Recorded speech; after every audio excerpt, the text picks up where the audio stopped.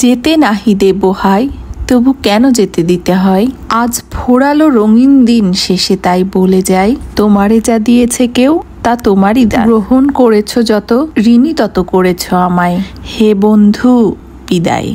বিদায় শব্দটা আমাদের সবার জন্যই খুবই কষ্টদায়ক। সেরকমই একটা দিন ছিল আজকে আমাদের সবার প্রিয় মানুষ স্যারের বিদায় অনুষ্ঠান। মানুষ স্যার অনেক ভালো জায়গায় একটা জব পেয়েছেন, এই জন্য সেখানে চলে যাচ্ছেন। তো এই জন্য আজকে ছোট করে একটা বিদায় অনুষ্ঠানের আয়োজন করা হয়েছে। কিন্তু মানুষ স্যারকে কিন্তু আমরা মন থেকে কখনোই বিদায় জানাবো না, কারণ উনি আমাদের স্কুলের জন্য যা করেছেন এটা অতুলনীয়। আর এই জন্য মানুষ স্যার যখনই চাইবেন আমাদের স্কুলে অবশ্যই আসতে পারেন। এটা আমার কথা না, এটা আমাদের শ্রদ্ধেয় প্রিন্সিপাল স্যারের কথা। তো মানুষ স্যার চলে যাবেন সেহেতু আমরা সবাই মিলে ছোট্ট করে একটা গেট টুগেদারের আয়োজন করেছি, যেন সবাই সবার মনের কথাগুলো মানুষ স্যারের সাথে বলতে পারি। মানুষ স্যার যেভাবে আমাদের নর্থ পয়েন্ট স্কুলকে এগিয়ে নিয়ে গেছেন, এটা আসলে মুখে বলার মতো ভাষা আমাদের কারোই নেই। কিন্তু উনি যে লাইনটা, যে পথটা আমাদের দেখিয়ে গিয়েছেন, সেই পথ ধরে আমরা নিশ্চয়ই আরো অনেক দূরে চলে যেতে পারবো। তো এই আশায় সবাই সবার মতো করে মানুষ স্যারের উদ্দেশ্যে কিছু কথা বলছিলাম।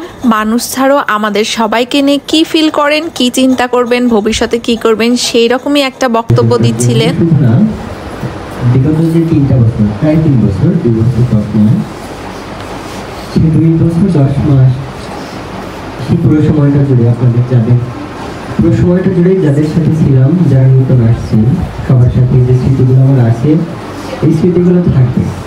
তো সবাই একটু কষ্টই পেয়েছিল, কারণ আমাদের খুবই ভালো একজন শিক্ষককে আমরা হারিয়ে ফেলছিলাম। কিন্তু কি করা যাবে, যেতে তো দিতেই হবে। কাজের তাগিদে, জীবনের তাগিদে আমাদেরকে কিন্তু এই দিনটা ফেস করতেই হতো। তাই সবাই মিলে হাসি মুখে স্যারকে ছোট্ট একটা গিফট দিয়ে বিদায় জানাই দিচ্ছি। কিন্তু আমরা বিদায় বলবো না, স্যারকে শুভকামনা জানাচ্ছি, সেটাই বলবো। আর এখানে আমাদের সব টিচারদের পক্ষ থেকে স্যারের জন্য ছোট্ট একটা গিফট ছিল। স্যার যেভাবে আমাদের গাইড করেছেন, যা শিখিয়ে দিয়েছেন, এই গিফটটা কিন্তু কিছুই না তার বিনিময়ে। আর এদিকে আমাদের যতগুলো থালা আছেন স্কুলের, তারাও কিন্তু সবাই মিলে স্যারের জন্য গিফট নিয়ে এসেছে। আর স্যার এটা দেখে একটু আবেগপ্রবণ হয়ে গিয়েছিলেন। তো যাই হোক, সবাই আমরা একটু আবেগপ্রবণ হয়ে গিয়েছিলাম, যেহেতু অনেকদিন স্যারের সাথে কাজ করেছি।